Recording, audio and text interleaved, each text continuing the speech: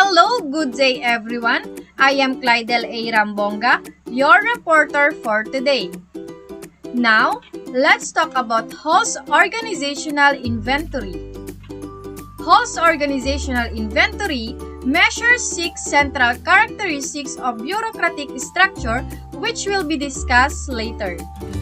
D.A. Mackay of 1964 subsequently adopted and modified the organizational inventory in his study of the bureaucratization of schools.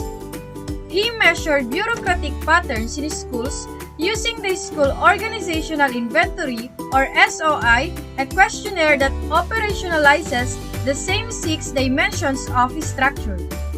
The interrelationship of these bureaucratic characteristics of schools also have been explored. Practically, studies indicate that there are 2 relatively distinct patterns of rational organizations rather than one completely integrated bureaucratic pattern.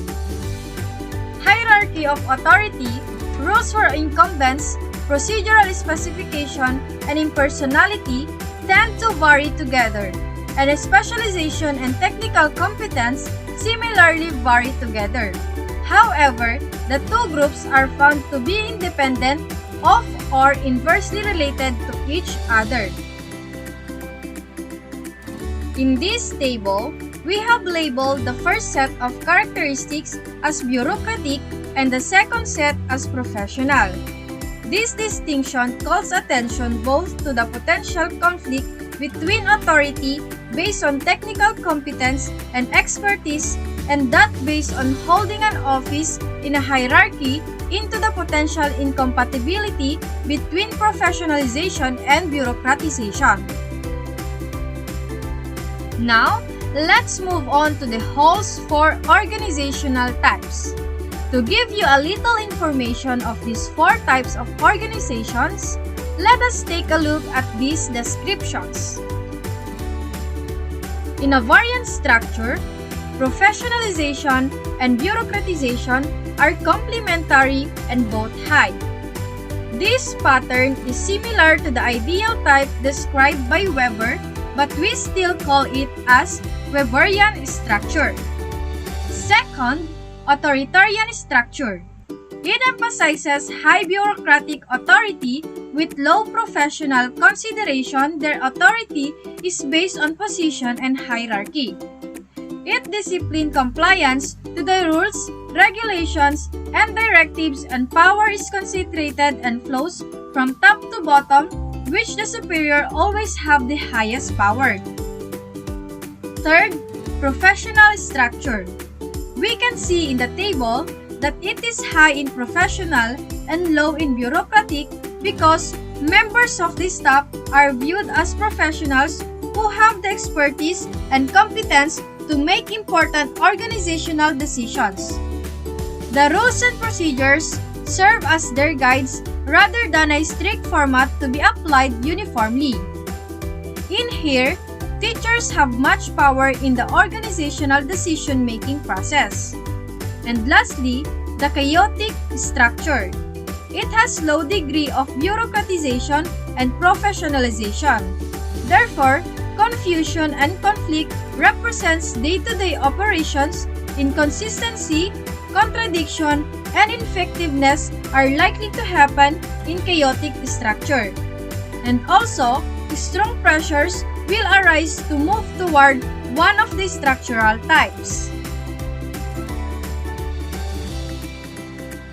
And finally, let us now discuss the Hall's Organizational Inventory 6 characteristics of bureaucratic structure. First is specialization. This refers to the categories on the basis of competencies and functional specializations. It is the process of becoming an expert in a particular area. For example, if every employee is responsible for what he or she does best and knows exactly what is expected of him or her, then the basis of specializations is the organization that clearly benefits. Specialization is about the people in the organization which have their specific job to do. Aside from doing their labors or part and where they are assigned, they will become expert in doing and working on it repeatedly.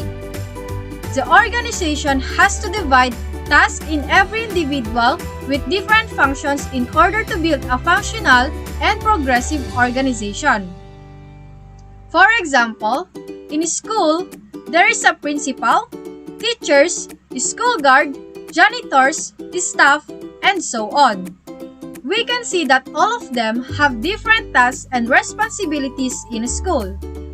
The principal monitors the progress and maintain the good record of the school. The teachers teach or educate the learners. The guard secure the safety and security of the learners.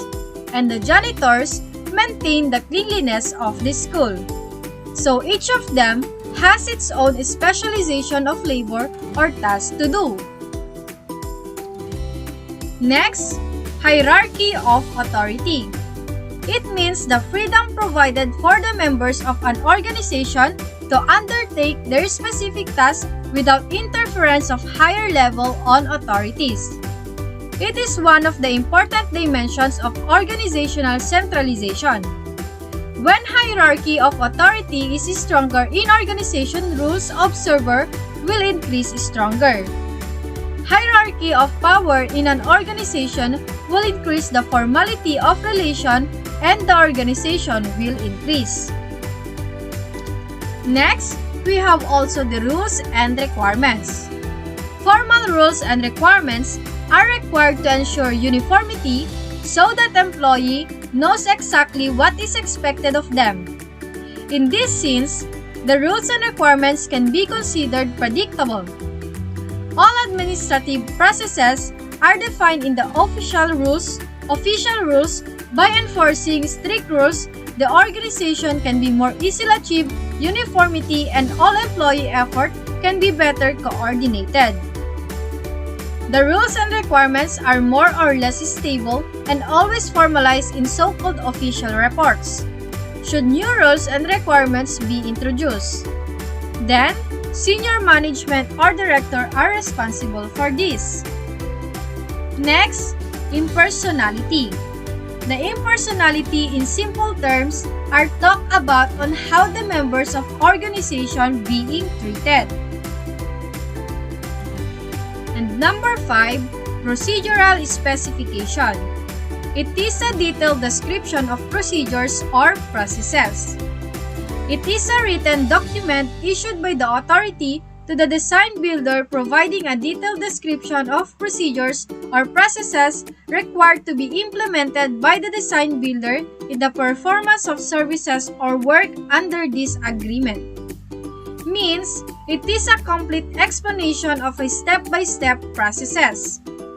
For example, in school, in order for the instructions to their work, they must have a procedural specialization enabled for them to finish their works or tasks faster and easier and do the responsibilities as a group in the organization. Procedural specification is important, especially in an organization which make their works easy, clear, clean, and organized. And lastly, technical competencies. Technical competencies describe the application of knowledge, skills needed to perform effectively in a specific job or groups of jobs within the organization. These type of competencies are closely aligned with the knowledge and skills or know-how needed for successful performance.